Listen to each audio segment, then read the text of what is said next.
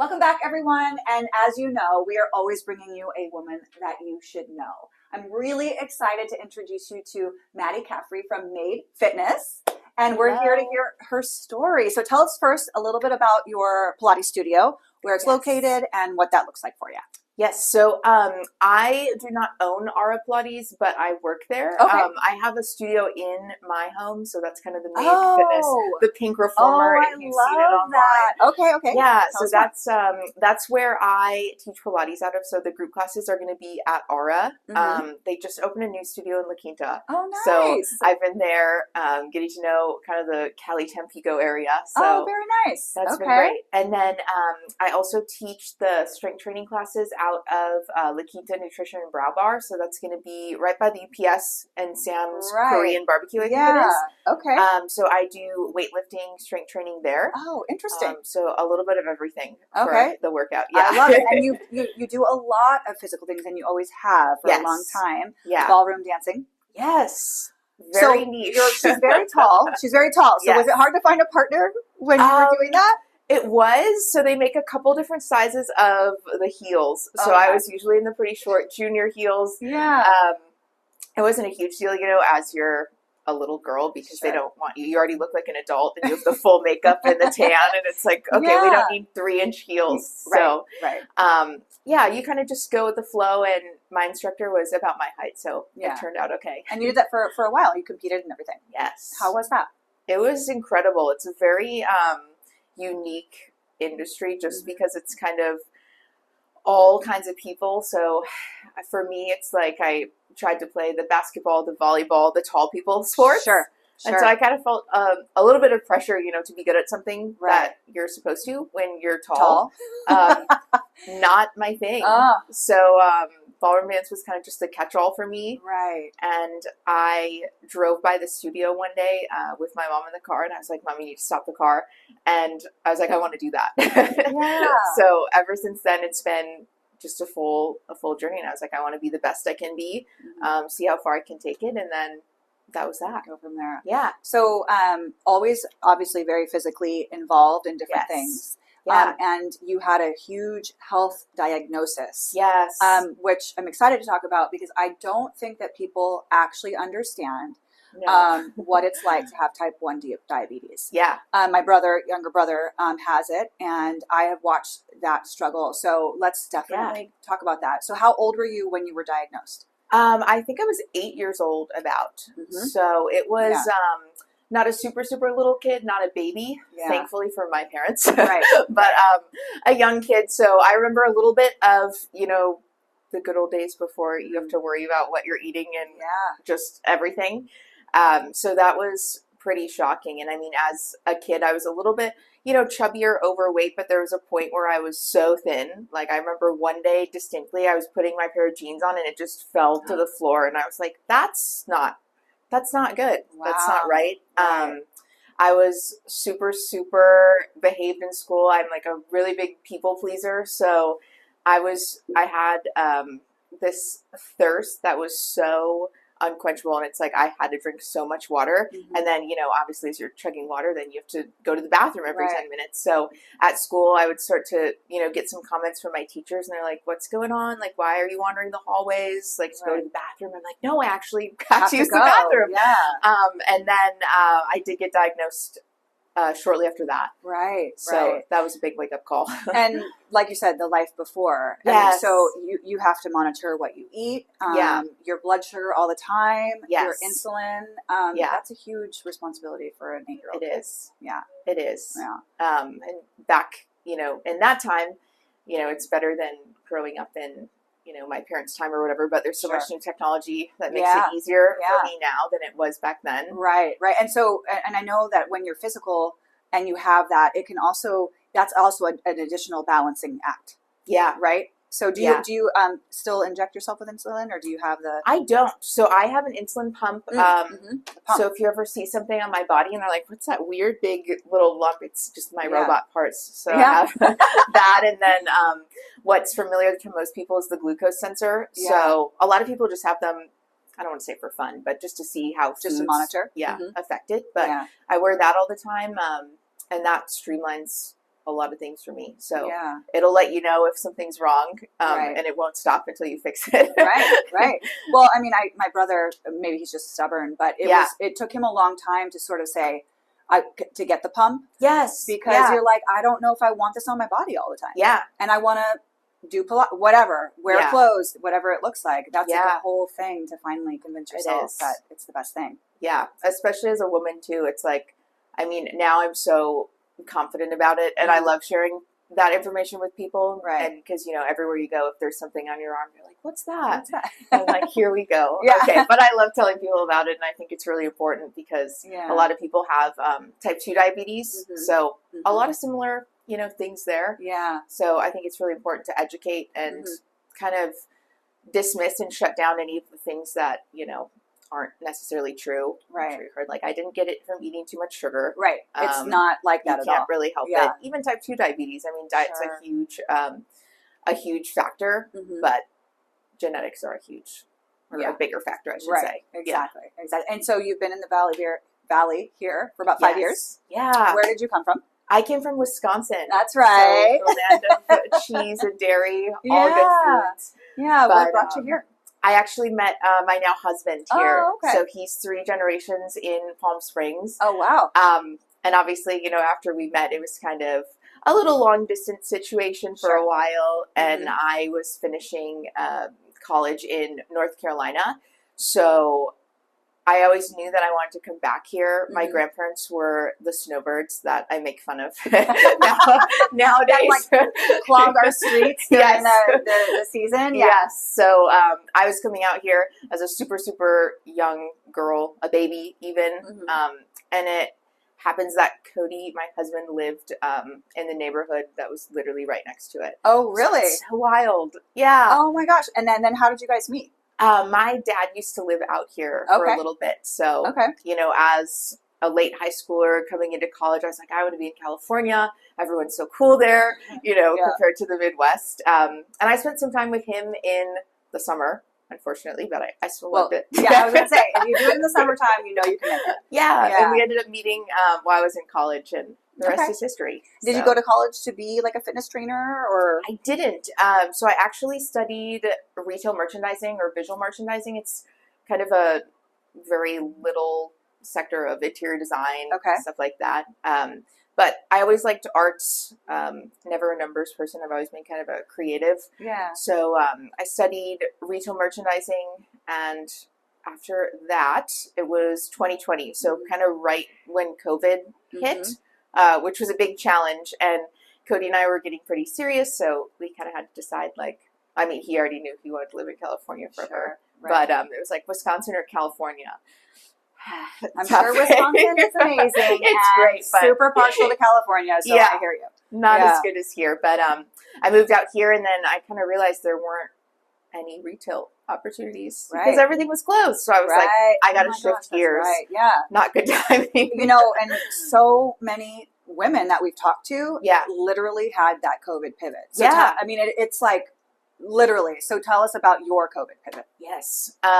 So I kind of got into the strength training aspect of fitness in college because after dancing so much and kind of being, you know, the high school athlete, it's like, when you stop doing that and you start drinking alcohol and you start eaing out, and it's like, I don't like the way I look anymore, you know? So I started at the little college gym, and I was like, this is really great. And it was kind of just my thing in college. I really enjoyed it. And it kind of came to me during the pandemic. I was like, what can I do on a computer right now? How can I, you know, get my niche somewhere else that's kind of still the creative aspect? And I kind of thought about it, I was like, I love going to the gym. Well, at that point it was my garage, but I was like, let's just do that. And you know, it's a couple months to get certified and learn all the anatomy and all that good stuff. And it just kind of took off after that. Okay. So you started in your garage. Yes. During COVID. Yeah. Awesome. And now you're doing this. This is now like how you make your living. Yes. And you are passionate about teaching women particularly, right? Yeah. What's that like for you? I love teaching women as, you know, a group instructor or a personal trainer. You know, you're seeing people come in either first thing in the morning or at the end of the day. So it almost turns into a little bit of therapy, and I see women at all different phases of their life. So either really, really good phases or really, really bad phases. And it's kind of an escape for women sometimes. And I think that's really important. Just, what you do here, and having a community of women that you can just trust and be real with. Right. And it's not a competitive environment. It's more of a supportive environment. So I think working with women is really important to me. And I think that I love working, with the husbands too, every once in a while, or the significant others. But I definitely love specializing, in women's bodies, not necessarily to change them, but if someone does come to me and they say, I want to get really muscular, I'm tired of feeling like this and just feeling drained all day. I love helping them. And having women kind of discover their full potential, something that's really important to me, because, starting weightlifting or Pilates, it's like, I don't know if I can do this. And even just tracking back on my own journey, it's like, you're really not confident at all. And your mind is capable of doing so much more. So it all translates to the body. Sure. Yeah. And then I think, people get so wrapped up in, I can't do that. Or that's not for me, or it's too hard, or I'm afraid my body's going to look like this or whatnot. And then it just prevents them from doing it. And there's so many benefits, and everybody will say, from just being physical. Just having movement, and you have these brilliant little things here. I love them so much. Little wrist weights. I love them. Capitalizing on all movements. Yes. What are some things that you feel like if you've got a woman that comes into your space and you can really tell that maybe she needs an additional sort of hand or guidance? What are some things you do to kind of pull that out and help them to feel comfortable? So teaching, whether it's weightlifting or Pilates, we kind of build little blocks. So it's almost like building yourself a staircase. So the first day, we're not going to do, a backflip. I can't even do a backflip, but, to that degree. Yes. But I like to really build confidence. And it's we're starting with a step up or something, and maybe it's this high. So just letting women know, what they can do. And they're like, okay, I'm not, that bad at this. And I feel good. And it's still, anytime you start something new, even if you transition from one personal trainer to a new one, it's always going to feel a little bit more challenging because your body's, not used to it. But I like to just give little gems of confidence and try to feed people up and build them up, just so it doesn't feel too overwhelming, because a lot of the fitness space is, I want a six pack, I want to be a bodybuilder, which is great. And it's really challenging to do that. But realistically, for a lot of women, that's not the case. And and although I'm sure a lot of women want to look physically better, right? For whatever that is completely different for everyone. You know what I mean? Whether it's losing a little bit of weight or just having more muscle definition, everybody's bodies are so different. So do you feel like it's easier to kind of teach everybody the same way, or do you focus more in this body needs this particular kind of instruction? Do you hone it down and make it more personal? I think depending on, again, what atmosphere you're in, Pilates, it's a little bit more challenging to customize it to the person. But if, it's a smaller class, or if I'm seeing you one-on-one, there's a lot of things that I like to take apart. So, for example, I had a client this morning, and she kind of rolls into the inside edge of her feet, and she has some back pain and some shoulder imbalances. And it's a lot of people don't know ankle stability, ankle strength. It can translate all the way up the body. So just letting people know, we hear low back pain, knee pain, hip pain, especially, if you have a very sedentary job. So you're sitting all day, that kind of stuff can really build, but it's kind of fixing the problems around that area and just informing clients and educating clients, because they don't know that. So they would have no idea that you need to have strong thighs to, get rid of that knee pain that's been lingering for 10 years. So I don't even remember the question. Here I go. You're good. And what about, do you feel like you have a really great success story around somebody who may have came into you and needed some help, and you watched their progression? Tell us a little bit about that. I mean, I could name probably 10 or 20 that I just feel like the first day they come in, that's just no control, no body awareness, and the mix of Pilates and weight training, it's just so much more stable. A lot of the time, those clients are the ones, again, with that chronic pain. Mm-hmm. So they're feeling good. I see it in kind of their personality. So a lot of the time, even if it's just something minor pain-wise, it's like when that kind of goes away and you feel strong, you know how to engage your core, you know how to, sit up straight and have good posture. It's like they change as a person for the better. Yeah. And it's crazy to see. Yeah, well, absolutely, because there's something to be said about, like, even if you just sit here like this, or you kind of walk through like this, feels so much different than, like, really having some good posture and knowing how to, like, hold your body at its best. And whether you even know that's affecting you mentally, I think it really, really makes a difference. And I believe you can see that in people. Yeah. The confidence in that posture. Yeah. Yeah. And just the challenges that they face during class, it's like, after you get that out of the way for the day, like, you can go battle it. Yeah, 100%. Anything, bring it on. Yeah, absolutely. So as a person who COVID pivoted and started in your garage. Yeah. Right? And now we're out of the garage. Yes. Full force. Like, what kind of advice would you give somebody who's sort of thinking to start something new, or maybe transitioning from one thing to the next? What does that look like? What advice would you give them? I think the advice I would say is, I always say, you kind of have to feel it in your gut or your heart. Like, for me, I feel either very emotional about something, or I feel it right away when I meet a person. I'm a little bit unsure. Sometimes I'm like, we need to trust that feeling right here. Right? Yeah. So I always say for that, when I was sitting down and I was like, I want to pivot into something new, I would kind of write all the things out, or like word map things I, learned in university. And I would just be drawn to, the fitness, the exercise. And so really pay attention to that, because I think a lot of feeling gets eliminated when you're making choices, and it's more logic. That's very, very true. Yeah. Right. Because, you didn't go to school to do what you do now. Yeah. You followed a path that you thought you should have. Yeah. But your whole life, you've been passionate about fitness or being active. Yeah. Whatever sport that's in. Yes. And it's very true. Like, people, I think, follow a path that think they're supposed to. Yeah.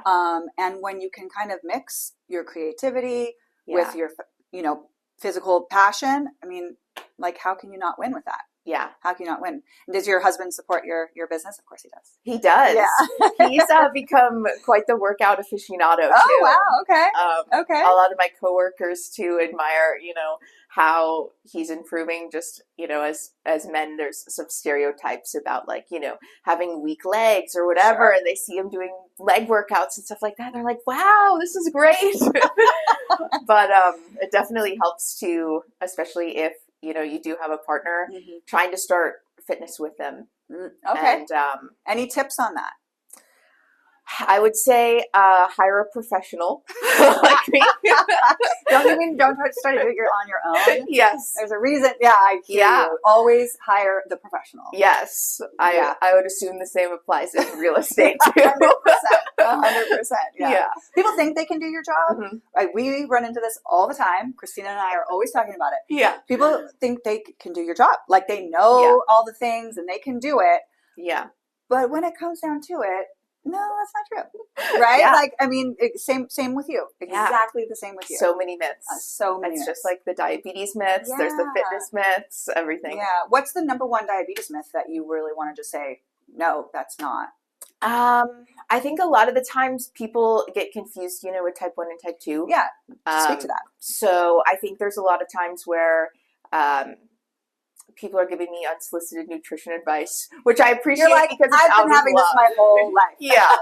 Pretty much my whole life. People try to help you, and it's like, maybe, try the fasting, try the low carb, when actually, any type of person, or 99% of the people need carbohydrates, and quite a few of them, because that's how our brains work. So, right. Yeah, just kind of that stuff. You can't really cure the type 1.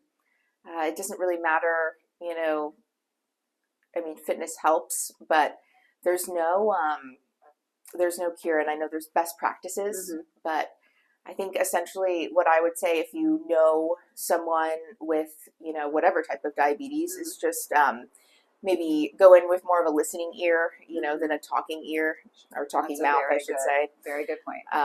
Because it is exhausting. You have basically a job of an internal organ all day long. Yeah, so you constantly have to think about that and make sure that everything is balanced and working correctly, or you could get low blood sugar and pass out. Yeah, you never know. You never know. I mean, that's like a real thing. Like my brother has passed out in the store before. Mm-hmm. You know what I mean? So it's a real, and that's always very scary. And I think people don't understand the level of, I don't want to say dangerous, but what could happen, Yeah. And so it's a lot. What's your go-to meal then as a fitness person and as a diabetic? What do you feel like is something that is one of your go-to favorites?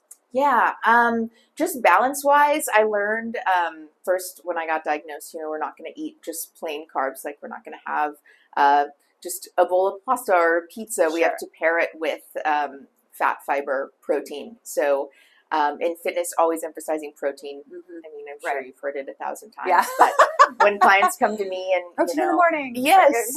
Yeah. We usually get a 3-day kind of food log or something like that. And I see low protein, high carbs and fat. So it's really important to do that protein first. And that also kind of takes a little bit longer to digest. So for me, it balances my blood sugar, so we're not doing a huge spike. So we have more of a nice little curve. Right. But yeah, it does affect your emotions too. So if you have, everyone with diabetes has the days where you're on the roller coaster. But if I'm ever a little moody, that could be why. It could be a bad blood sugar day. That's thank you for sharing that. Yeah, I know it's important for people to know. I've always really felt that way because I just watched my brother go through that. How young was he when he was diagnosed? 9. And crazy. Yeah, he was 9, and my mom, we grew up, we didn't go to the doctor often because we're like, oh, you'll be fine, Yeah. And he had been sick for weeks. Mm-hmm. And when she finally took him in, his blood sugar was something the doctor was like, I'm surprised he's not dead. Oh. Yeah. No. But it was the same thing. We always had this drawer of, ding dongs and whatever, right? Yeah. And there was always Pepsi, regular Pepsi, Dr. Pepper, Captain Crunch cereal and stuff. My mom came home and it was we were in a different house. And you know what I mean? It was everything was gone. And it's but it was life-changing. It was life-changing. So, it's important to know about it. Yeah. What would you like to say that maybe we haven't touched on? Or, more importantly, first, how can people reach out to you to maybe enlist your instruction? Or, how would that work? So for group classes at ARA has an app. It's ARA. You can download that, and then it'll go through the whole schedule. There's many instructors. They're all great. But again, my name's Madie Caffery, and I will be on there. You can find me on Instagram. It's Made, MADE 2_fitness. And that's where kind of I operate and do most of the, behind the scenes stuff. But love it. I like to show everyone a little, taste of what class you're going to before you go. Social media is so important in whatever business that you're doing. Yeah. Yeah. So that's a great way to find you. That's awesome. Yeah. Yeah. Anything else you'd like to share or tell us before we go? I don't think so. Yeah. I think we hit it all. I appreciate your time so much. Yeah, it's a pleasure to meet you. I'm a big hugger. Yeah. We need more hugs in the world. I agree. Thank you so much, everybody. We'll see you next time. All right. Thank you.